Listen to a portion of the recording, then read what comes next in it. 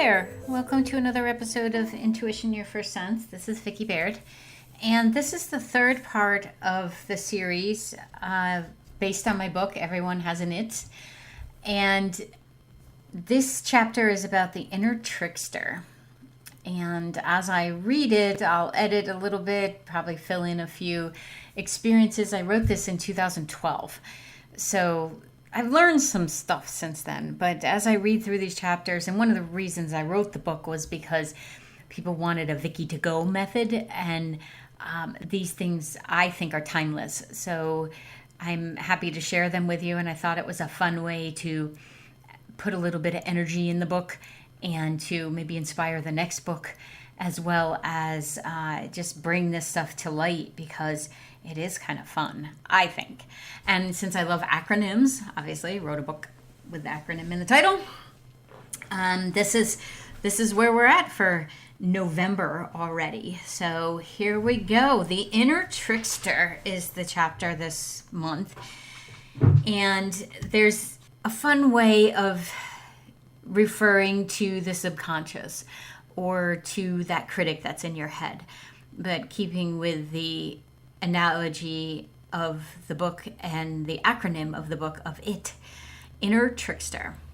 There's an interesting aspect to our personalities that can be invigorating as much as it can be incapacitating.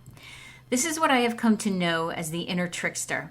It isn't evil and it isn't particularly bad, but it is sometimes very annoying. Think of a child when they're being impish. That is the energy of the Inner Trickster. It wants attention, and it is very practiced at getting it. One can look at a human and know that there is an Inner Trickster in there. It's in all of us. They all have their own jobs and focuses, but only because we have trained them there.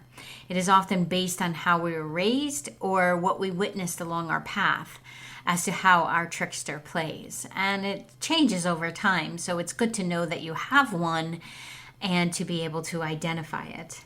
When we are born, there is an innate trusting to this universe and a feeling that all is in order. Why else would we come in with no teeth, not able to support ourselves, and believing that whomever brought us into this world had our best interest at heart? This knowing or trusting is there from the soul level. And if we would remember, or we were taught to listen to it as we grow, there would be no room for the Inner Trickster to marinate and then become active in our systems. This is often not the case, though. I believe it is possible. But for most of us, this wasn't our experience, and we must learn to rewire the messages received by those that did bring us in or that raised us where we were old enough to listen to our own messages. And perhaps you're just learning to listen to your own messages, and that's fantastic, no matter what age you're at. If one were to be raised with the knowledge that we have a soul knowing and an innate knowledge in there, much like the animal kingdom is, our own GPS would guide us to the highest experience, and it would all be utopia. This may seem like the best case scenario, but as humans, we actually learn well through contrast. And I, for one, am grateful for the teaching that it's given me, both the understanding that contrast is there to help us learn and for whatever the message or lesson is within it. For instance, my trickster is often caught up in what will be, imagined or otherwise, and will often tell me stories that are so creative, it could be a writer. It's taken me years, and no doubt will be an ongoing process of retraining the trickster to find its attention elsewhere rather than in my ego. Because when we're telling stories, that's where we are. At least stories that have yet to happen, because we're foreshadowing a little bit. It's been my experience that the ego is a representative and encourager of where we are and where we may be going individually. I do love the ego. I believe it's a good thing and something we should use to pat ourselves on the back, but not hold you back. I also see it as an effective tool in alignment. While many teachings may be about separating the ego from yourself, I just don't agree that that's a good way to go at it, as it's part of you. And if it gets separated, it creates a fear reaction, and that doesn't help any situation. I see it as the part we are to learn how to accept, how to appreciate, and sometimes talk to like it's a 5-year-old that needs a nap, lovingly and with a great amount of patience. This patience is what the inner trickster requires as well to quiet its comments and to redirect some of that impish energy. One of the questions I love so much is it true? Is what you're talking about, complaining about, worrying about, or imagining, is it true? And as we learned in previous chapters, everyone has their own inner truth, and it isn't up to us to see it from their angle, only from our own. But is it true, or are you creating something to keep you entertained and feeling activated in your own life? You can read that as drama. Are you creating drama? Most often I find that people are so creative and don't give themselves credit for that creativity. However, it could be used for better use, for the enjoyment of life, rather than the drama of it. Do you want to quiet the inner trickster, or are you willing to live without the adrenaline rush of, oh no, what do I do now? I know the first reaction may be, who, me? I don't do that. But you only have to look at social networking or any of the other blogging sites or vlogging sites to see that there's a high propensity and desire for that feeling of fulfillment, if only for a moment. I mean, just look at TikTok, 60 seconds hits, right? So that fill up of drama, it comes in many different ways. And it's similar to the rush achieved when you purchase a great blouse or eat a great piece of pizza or chocolate. It's all part of the process of learning who your inner trickster is. And it's great to admit that you have one, and even better to shift the habit of lining up with the inner trickster. So here are a few examples of the inner trickster's work and some questions to help you identify if you're dancing with your inner trickster, or if you're aware of it and able to acknowledge it as that cute little bugger that quiets down when you don't feed it. What do you feel is your most creative inner trickster energy? Does it tell you that you aren't smart enough, you aren't talented enough, or that you lack abilities? Is there a part of you that immediately agrees with others when they give their opinion, even if it's something you don't agree with? Do you feel like you have to come back with an example of your own drama when someone shares their life? An example of this could be if someone were saying that they had car trouble and what a challenge it was to get a tow truck there, and you jump in with an even bigger tale of how difficult it was for you to get your car serviced and the runaround that ensued. Bigger is not always better. Do you have a hard time with the opinions of others and what you think they may be saying about you? This one usually brings a big response, as we often think people are talking about us when in fact they're so worried about other people talking about them that it's rarely the case that they're talking about us. And I know that can get confusing, but if you think about that and you have some humor with it, it will be helpful to turn down your own response and to speak to that trickster and say, you know what, I bet I'm not the center of their universe, and if they are talking about me, I hope it's great things. Have you ever wondered where your soul is? How you can be in touch with it, how you can use it and communicate with it with your human senses as well as your intuition?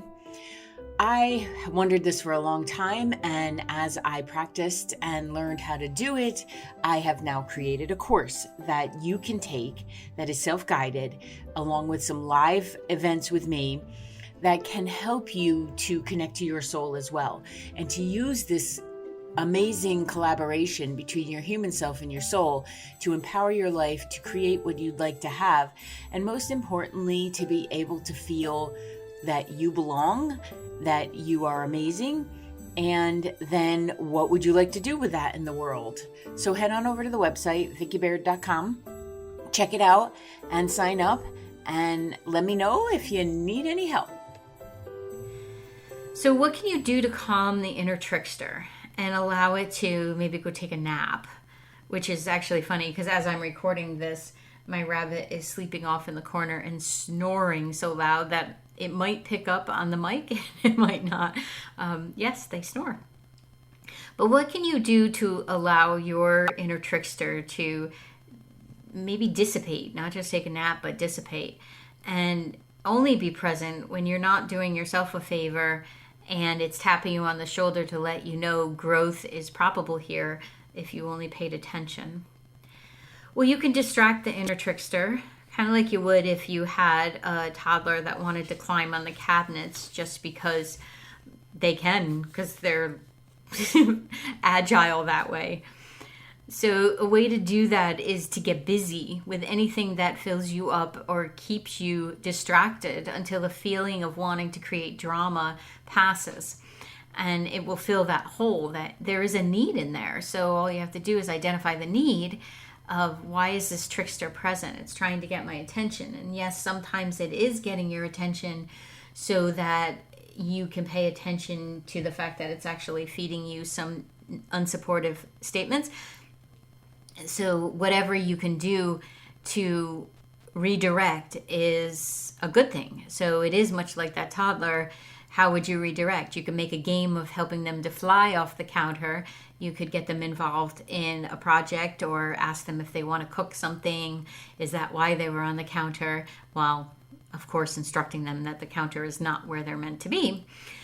But what could you do? How do you distract this toddler in your head? Do you go for a walk?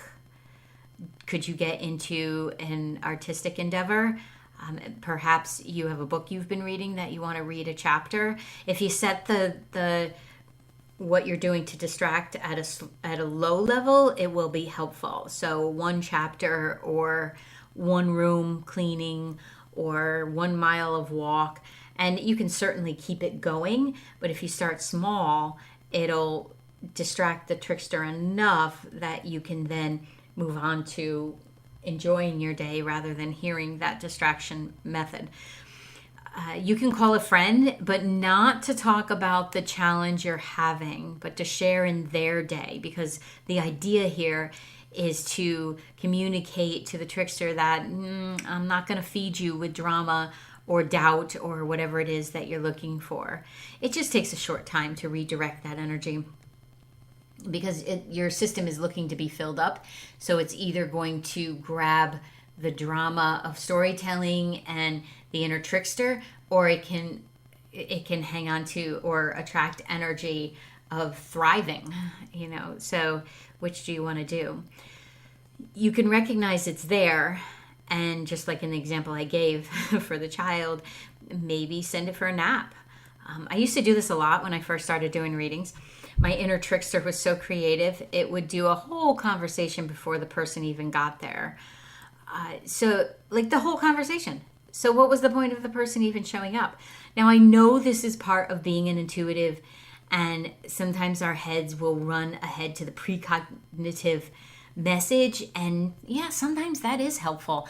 Sometimes I'll get a hit before I go into a session about what we're going to be talking about. I make a little note, and because just in case someone comes into the session with a different idea, I also want to address that one that came in intuitively. But most of the time, nope, it was my head feeding me a whole line of hooey.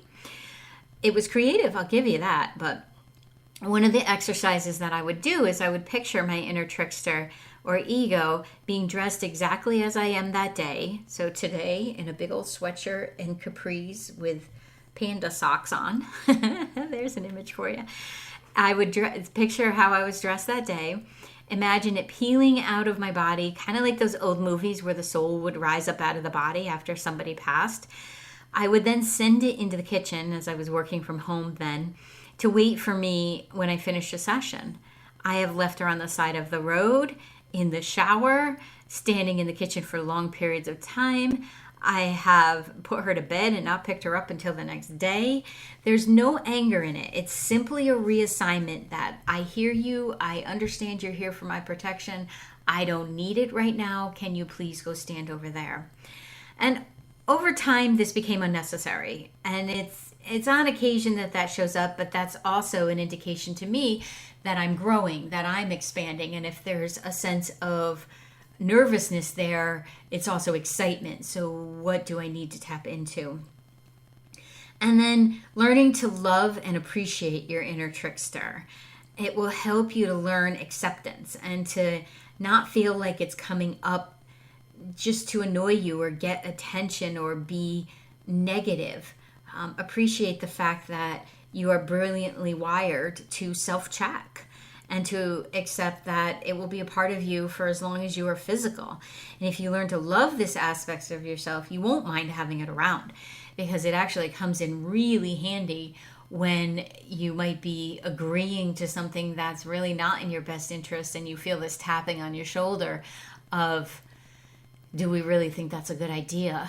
So if you learn to appreciate it, just like if you learn to appreciate all aspects of yourself, there will be less resistance to who you are and how you are, and there'll be more growth to how you want to be and who you want to be growing forward. So the beauty of recognizing the inner trickster and being able to work with it is cooperation happens, and that adds to the flow of your life and to manifesting, because again, you'll feel when it's kicking up and getting a little cranky, and then you can ask, what's the matter? Can I help you? And address it. And maybe you need a nap. Maybe you're tired. Maybe you need a drink or something to eat. Maybe you do need to call a friend just to have fun. When you're learning to love something that isn't always pretty, it's a gift that you give yourself.